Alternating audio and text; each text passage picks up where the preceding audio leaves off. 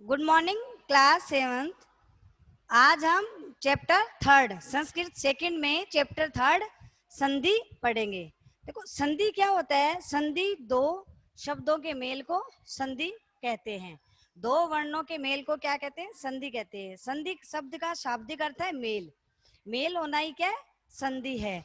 प्रवाह में बोलते समय जब दो ध्वनियां निकट होने पर आपस में मिल जाती है तो एक नया रूप धारण कर लेती है। दो ध्वनियां आपस में मिल जाती है, जैसे शिव प्लस आल्य तो शिवाल्य बना। तो दो ध्वनियां ना, शिव और आल्य दो ध्वनियां है और अपन प्रवाह में जल्दी से इसको बोलते हैं तो ये मेल हो जाता है इनका शिवाल्य।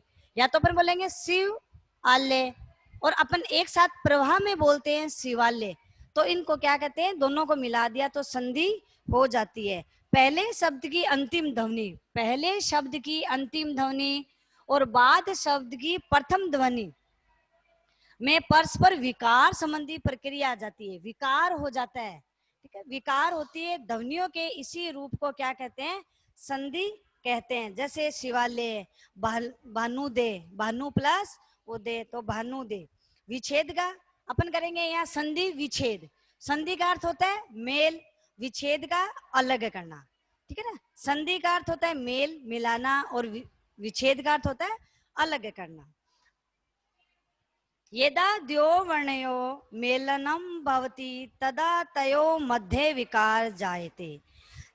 जहां दो वर्णों के मेल होने से उनके मध्य कोई विकार होता है, अयम विकार है एवं संधि भवति। उस अयम विकारम, इस विकार को संधि कहते हैं।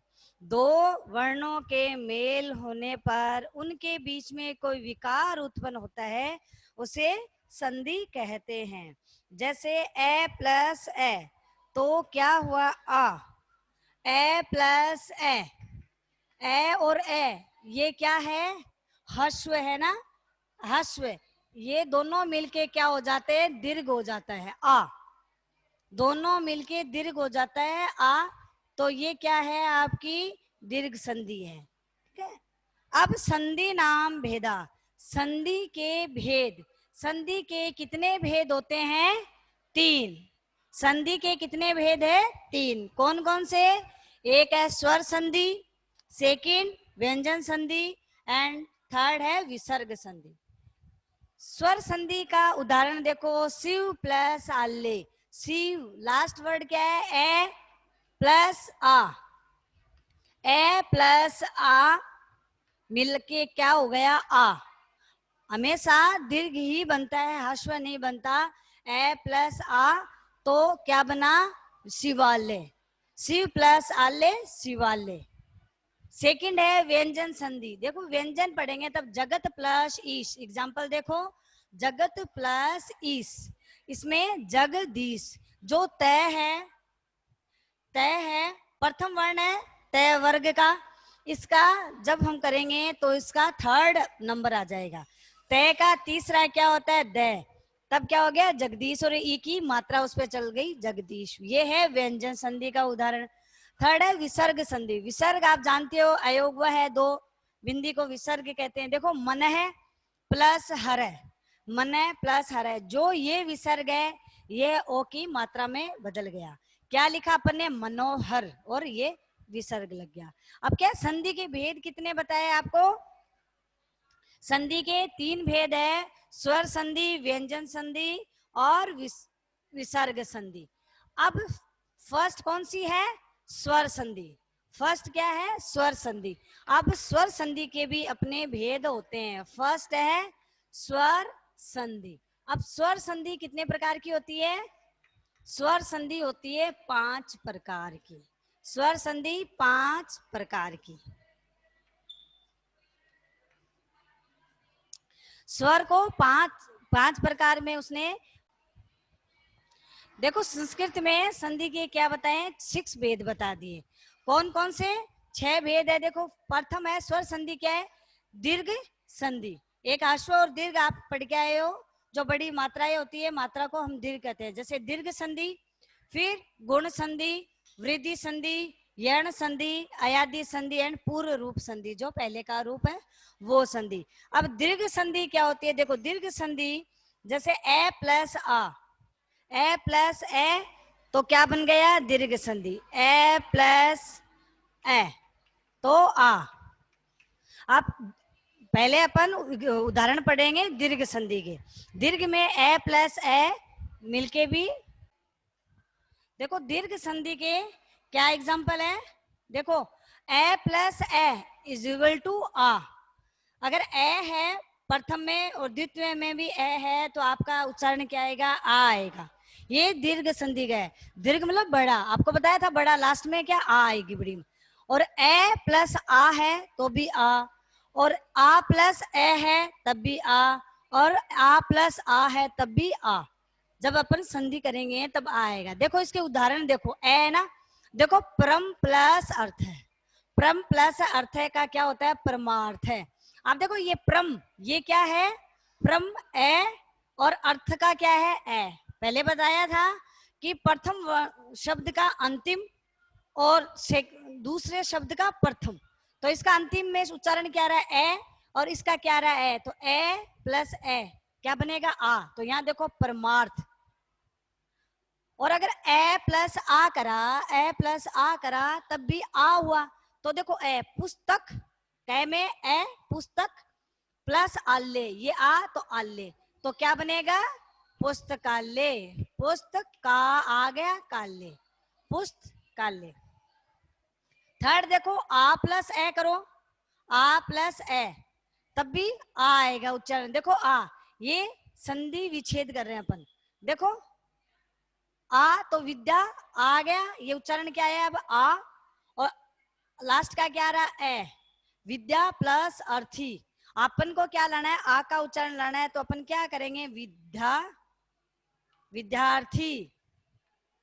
देखो ये ए इस आ में कन्वर्ट होके क्या बन गया? आ। ये ए आ और ये ए तो बनेगा क्या? आ। तो अपन विद्या प्लस अर्थी। अब आप कहोगे ये ए कहाँ गया? ए तो इसमें बदल गया ना, आ हो गया, तभी तो ए आ प्लस ए मिलके क्या बनेगा? आ।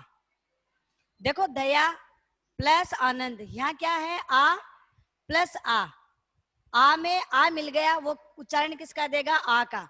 देखो दया प्लस आनंद, ये भी आ ये भी आ, तो दोनों को मिल करा तब क्या बनता है? आ। तो इसका क्या करेंगे? दया। देखो ये आ इसमें गया, ये तो खाली तो ये लिख ही नहीं सकते, आधा होता है आ की मात्रा, तो दया प्लस दया क्या आता है? दयानंद, दयानंद। अब दीर्घ संधि में ए प्लस ए तो आ, ए प्लस आ तो आ प्लस ए तो आ, और ए आ प्लस आ भी तो भी क्या होएगा? आ होएगा। ये है ए प्लस आ का। नेक्स्ट लेते हैं अपन ई प्लस ई। नेक्स्ट लेते हैं ई प्लस ई। उच्चारण तो क्या आएगा अपना? दीर्घ ही आएगा, क्योंकि नाम ही दीर्घ संधि है। तो ई प्लस ई भी क्या आएगा अपना? ई। अगर अपने छोटी ई प्लस बड़ी ई ली तब भी क्या आएगा? बड़ी। फर्स्ट लेटर में बड़ी ई है, बाद में छोटी ई है तब भी बड़ी ई आएगी, और बड़ी ई प्लस बड़ी ई है तब भी क्या आएगी? बड़ी ई आएगी। आ हुआ ई हुआ, ये दीर्घ मतलब जब उच्चारण करेंगे तो अपन को दीर्घ ही उच्चारण आएगा।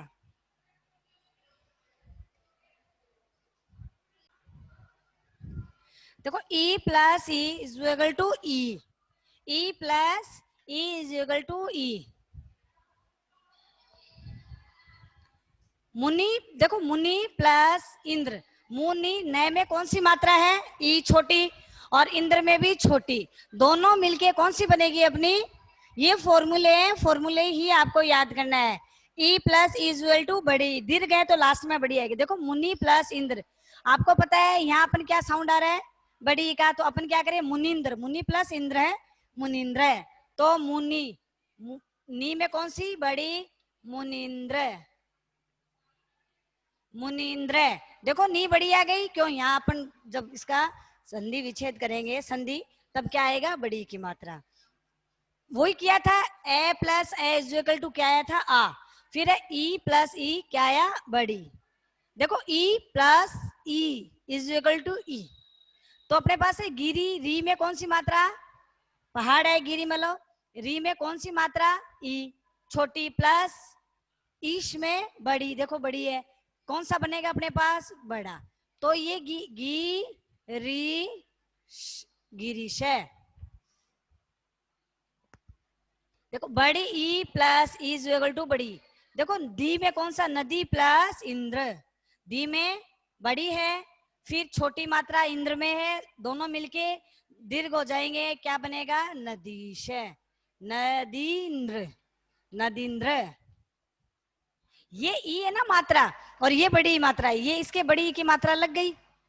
अब देखो मही प्लस ईश, बड़ी ई प्लस बड़ी, ही में बड़ी, ई बड़ी, मही प्लस ईश, क्या बनेगा, महिष, महिष है।